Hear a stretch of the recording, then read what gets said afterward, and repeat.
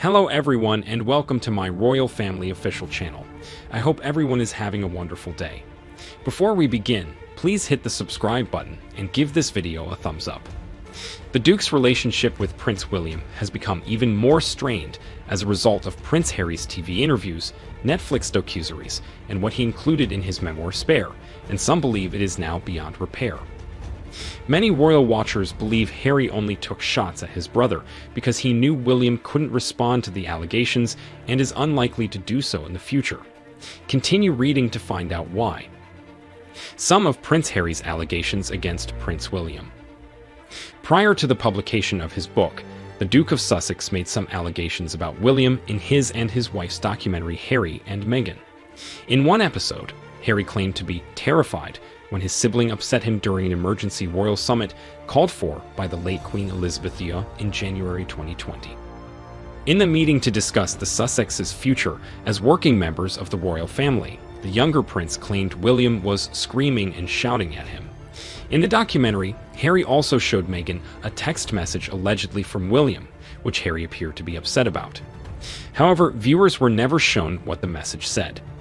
And then there's what Harry said in Spare about William assaulting him physically during a heated argument. According to Harry's version of events, Meghan was difficult, rude, and abrasive. The Duke of Sussex, the then Duke of Cambridge, stated he grabbed me by the collar, ripped my necklace, and threw me to the ground. I landed on the dog's bowl, which cracked under my back and cut into me.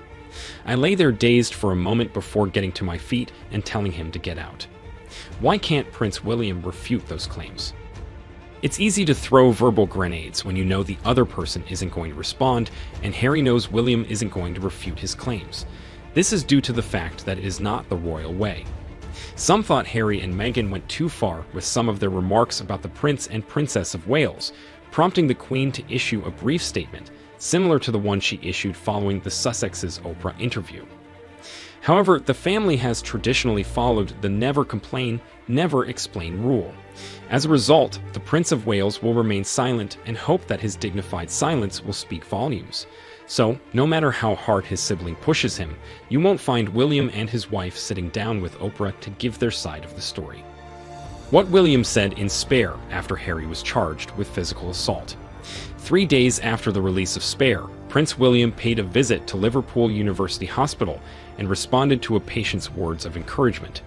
Keep going, patient Sylvia Staniford said as she grabbed William's hand. The Scousers adore you. Yes, I will, the prince replied with a smile. When she told Hello about her story, Staniford insisted it was an indirect response to Harry. Of course, that was a reference to Harry, she explained. He understood what I was saying. Prince Harry always lived in Prince William's shadow, according to Princess Diana's former butler. Prince Harry, according to Princess Diana's butler, felt like the Spare because he always lived in Prince William's shadow. According to the former butler, Harry was raised hearing about his brother's ascension to the throne. Former royal butler agrees that Prince Harry felt like he was living in the shadow of Prince William. Paul Burrell, Diana's former royal butler, weighed in on Prince Harry's belief that he was a Spare. Harry understood his brother would one day be king because Harry listened to people whispering in William's ear all his childhood years. One day, you're going to be king. You have to sit up straight because you're going to be king. You have to know how to eat properly with a knife and fork because you're going to be king, Burrell explained on behalf of Slingo.com. All these lessons were being given to William in the nursery with Harry watching, the former butler continued. So, how do you think Harry felt as a child? And I agree with what I have heard him say in his book. He lived in his brother's shadow, but his mother always knew that, and I thought Harry embraced the fact that he would always be number 2 in line and be there to support his brother, Burrell added. Princess Diana desired for her sons to be inseparable. Diana had hoped that her sons would be inseparable, according to Burrell. Princess Diana, according to Burrell, believed Harry would always be a part of William's life. His mother's vision was that the two of them would be inseparable, that they would grow together and become 2 princes, that one of them would be king one day, but the prince would support the king, he explained. That's what she felt and thought, the former butler added. That was Harry's path. He never had a map like William did because William knew exactly where he was going. Harry followed in his footsteps. Prince Harry accused the former butler of profiting from Diana's death. When Burrell published a book about his time with Diana in 2003, Harry said it made his blood boil in his memoir Spare. At the time, Princes Harry and William referred to the book as a cold and overt betrayal.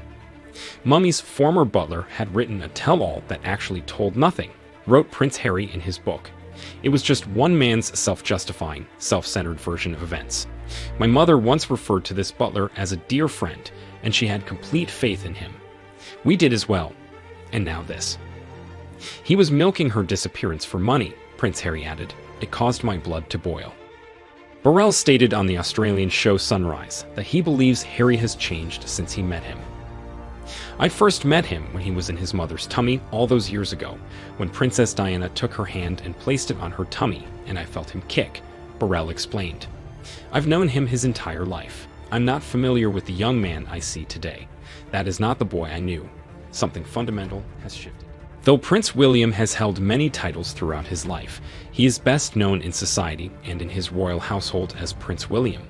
Surprisingly, most people are unaware of the royal's much longer full name. But what is his full name, and why is he not using it?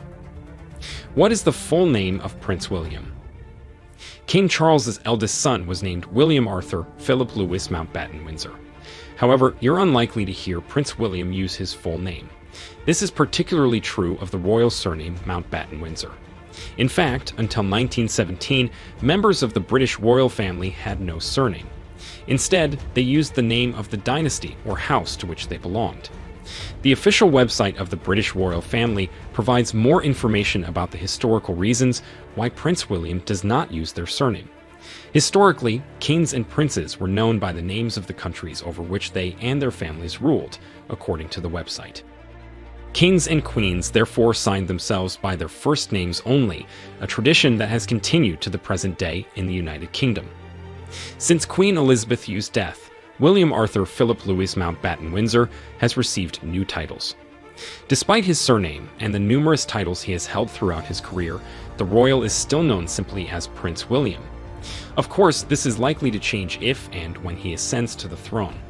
After all, his father is now King Charles II, after being known as Prince Charles his entire life. However, following the death of Queen Elizabeth Yu on September 8, the line of succession shifted, as did the titles of some members of the royal family. In a televised address to the nation, King Charles formally announced that Prince William had assumed some of his previous titles. As my heir, William now takes on the Scottish titles that have meant so much to me, the monarch explained.